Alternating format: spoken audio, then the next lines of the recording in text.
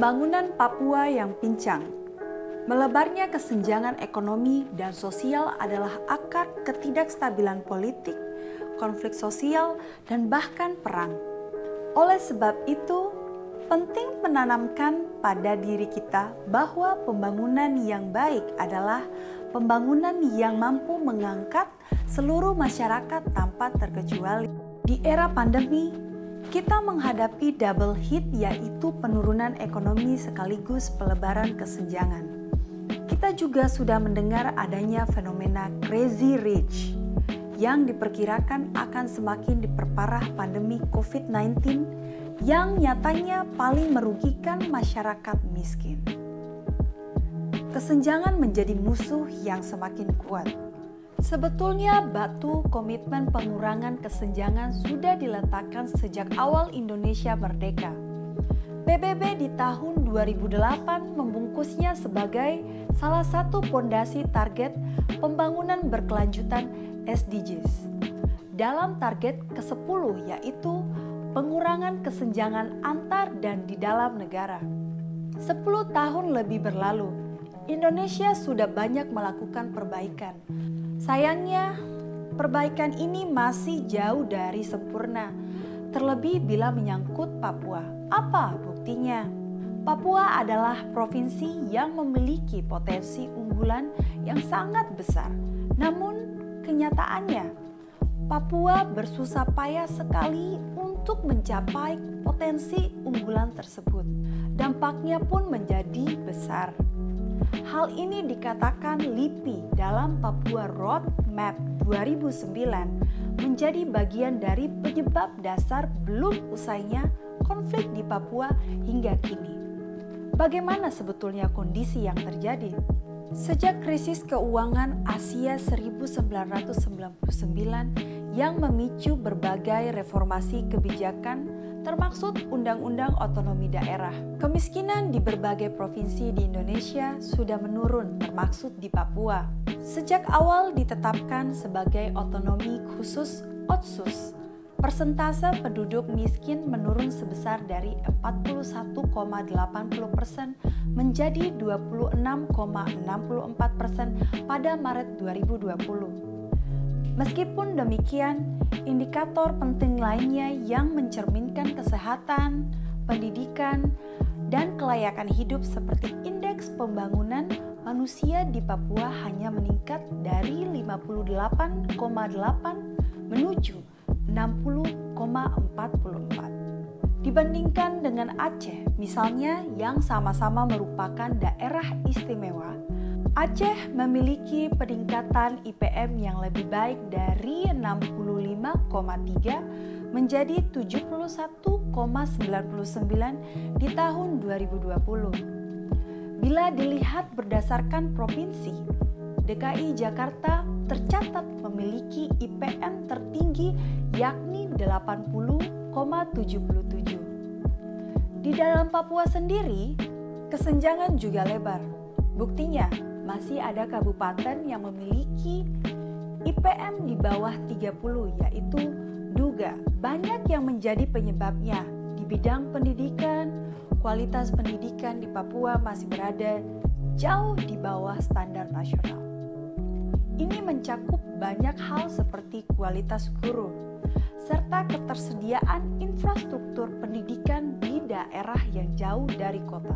Di bidang kesehatan, kondisi pelayanan kesehatan di Papua juga masih sangat jauh dari optimal. Kebanyakan puskesmas yang ada di Papua memiliki fasilitas yang sangat minim dan berada di bawah standar pelayanan kesehatan masyarakat. Akibat terbatasnya dokter dan obat. Rasio kehadiran dokter berbanding dengan populasi sangat minim dan jauh dari ideal.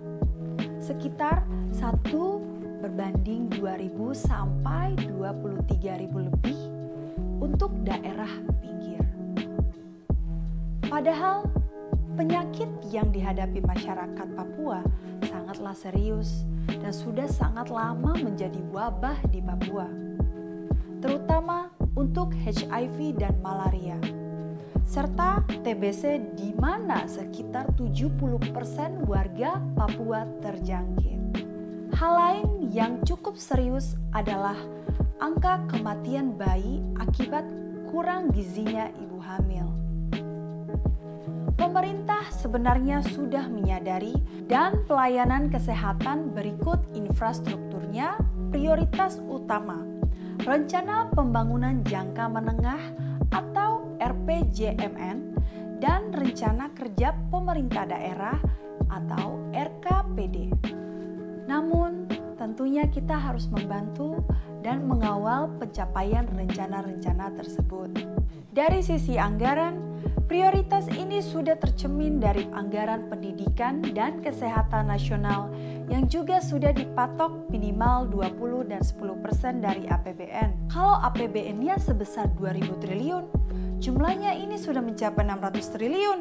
Hal ini tentunya di luar keistimewaan lain seperti dana transfer dari pemerintah pusat, dana otsus, dana infrastruktur dan belanja kementerian atau lembaga bagian Provinsi Papua. Dari tahun 2011 sampai 2021, Papua dan Papua Barat mendapatkan dana transfer dari pemerintah pusat yang lebih besar daripada daerah lain, seperti Aceh yang merupakan daerah otonomi juga. Dana transfer dari pemerintah pusat kepada Papua sebesar 10,2 juta rupiah per kapita dan Papua Barat sebesar 14,7 juta per kapita, lebih tinggi dari rata-rata nasional sebesar 3 juta rupiah. Pemihakan ini sudah berlangsung selama 20 tahun terakhir. Bagaimana dengan anggaran daerah? Sebagai pihak yang secara langsung menaungi pembangunan daerah, saat ini dana APBD yang dialokasikan untuk kesehatan dan pendidikan masih kurang dari 10% dari total APBD. Kecilnya alokasi anggaran kesehatan dan pendidikan ini tentunya bukan satu-satunya faktor, namun secara otomatis akan berdampak pada upaya pemenuhan hak-hak masyarakat.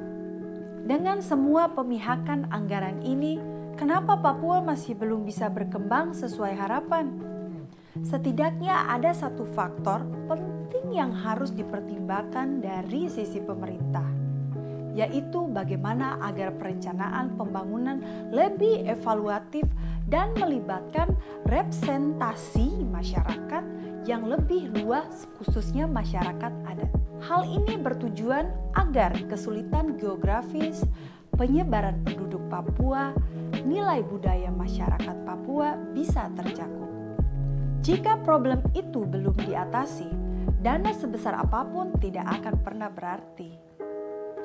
Selain itu, ada bagian penting yang harus diperankan oleh kita semua, termaksud kita masyarakat, yaitu mengawali transparansi anggaran yang diperuntukkan bagi Papua.